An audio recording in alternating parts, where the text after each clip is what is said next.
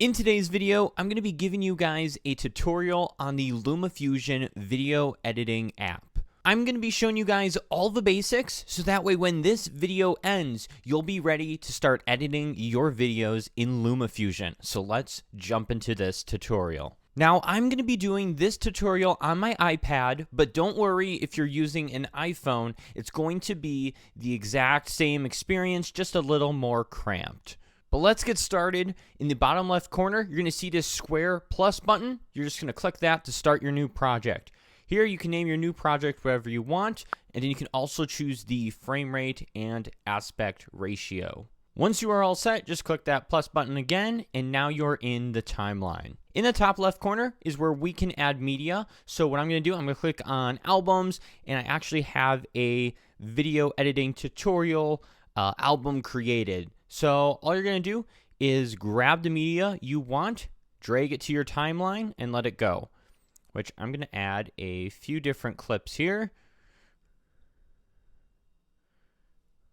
And there we go. We've got all the media added to our timeline. Now, if you think it's kind of weird why I'm holding a flip phone in all these clips, it's because I did a video where I challenged myself to take cinematic photos on a flip phone. So if you're wondering why on earth is he crawling on the ground, holding the flip phone in all of these videos, that is the reason why. So to trim a clip, all you have to do is tap on that clip, and then on either side of the clip, you can just grab the sides of it and trim it however you want. Or if you want, you can click the scissors on the bottom, which will cut the clip in half, and then you can just delete the other side that you don't want there. If you want to rearrange your clips, simply grab the clip. You can then just scroll all the way down and drop it off, and there we go. Now we just move that clip over there. Now, I don't necessarily want this video here, so this would be a great time to introduce the back button. As you can see here, this will actually reverse any actions that you did. So if you accidentally deleted a video or you didn't like a certain effect that you did, you can just click the back button and it reverses whatever action you took. So now instead of that video being moved over there, it's moved back to the beginning where it originally was. So let's get into editing our footage a little bit more deeper. To start, let's select the footage, and then let's click the pencil icon down here, and this is going to open up where the majority of our video editing settings are. And what we're going to do is we're going to work our way from the left to the right. So starting on the far left here is the frame and fit. So here's basically where you can adjust size and position, cropping, if you want to crop the video, blending, you can change the opacity, just some basic settings for, fitting it to your screen, sizing, etc., all that kind of stuff. Next, we have speed and reverse. So if you want to speed up your video, reverse it, etc., you can control that there. You also have access to some basic audio settings. I rarely mess around with these, but they are there if you want to use them. And then finally, we have color and effects. So here they have some, what you could say are LUTs or presets, where you could change how the video looks. And then you also have access to some more advanced controls like contrast, saturation, vibrance, etc. And then there's also just some other different effects that you can apply to your video up here on the top right. You can also save looks as a preset. I actually have quite a few saved here already. So if you really like how something looks, you can save it as a preset, and then you can apply that preset to all your videos. So for example, let's say I wanted to go with green fair. It looks horrible, but we're going with it as an example. I click green fair, and it's got all these presets that I've already made. And I can back out, go over to my next video, click on it, and then on the bottom, I can click presets. That's what that button is.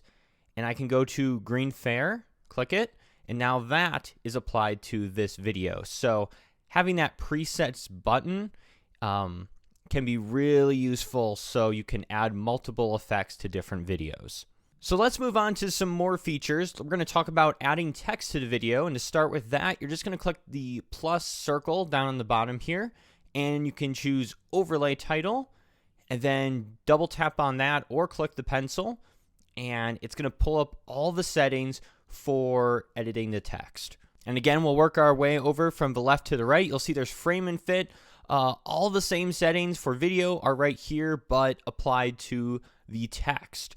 Then next we have the title, where you can edit your text, change it to whatever you want. And then also there's just a few settings here on the right for adding shadow or background, etc. to your text. You can also add shapes if you want. So for example, I could add this square shape and make it a background, or you can do, tons of different effects there and make different layers, so you can design your text however you want.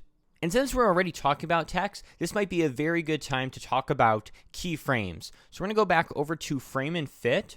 And if you notice down in the bottom left corner, there's those 3 circle pluses. Those are what we call keyframes. So to explain them, let me grab the text and move it over here and click the plus button down there, which is going to add a keyframe.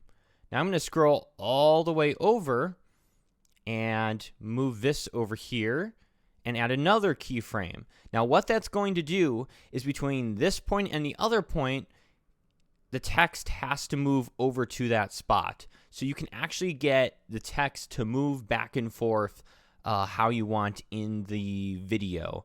So as we can see here with it playing, text is going to move across the screen. So keyframes, you can apply that to videos, you can apply it to text, you can basically apply it to anything within the timeline, which, getting into that can get pretty in-depth, but something that's there that you can play around with. So we're going to back out and we're just going to actually delete this text by just clicking the trash can.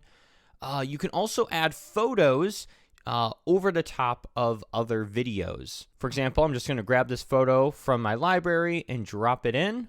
There it is. And it's taking up the whole frame here, so I can click on it, shrink it down, and then I can move it anywhere on the screen.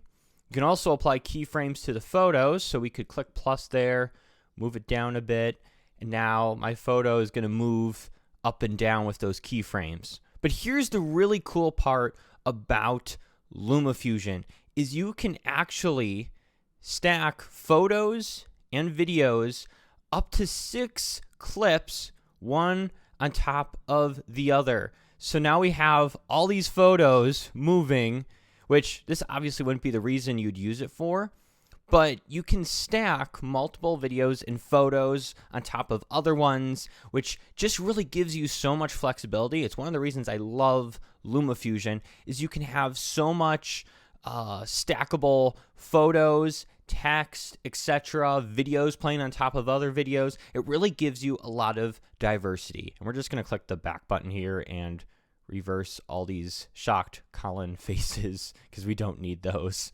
A few other quick things to talk about when editing with LumaFusion. If you want to add a transition, just scroll between 2 clips, click the plus button, and then transition, and that'll add the transition. If you want to change that, you can click on it, and then click this preset button, and you can actually change the transition to whatever you like. Now, if you're looking to add music to your videos, you can click up here on this, which is going to open up all these different places where you can grab media or different sources from. For example, I actually downloaded some music in my files, so I can then click on that, which I actually have a lot of music in there. And if you want to add that music, you simply just grab it, drag it down to the audio section and drop it, and then you have the audio added. You can also click on it and then adjust all the settings there, whether the speed of the music, the volume, etc. If you don't have access to music and are actually looking to learn how to download music, I actually did a video on how to download music onto your iPhone or iPad, which I'll leave a link to that in the description if you need to know how to get access to music. And other than that, that's pretty much the basics of all you need to start editing with LumaFusion. You know how to add clips, add music, edit those clips, move them around, etc., add text, and that's all you really need to get started, and then just start exploring. Try different things, and you'll start to learn even more about LumaFusion. Anyway, thanks for watching this tutorial. If it helped you out at all, please give it a like, and I'll see you guys in the next video.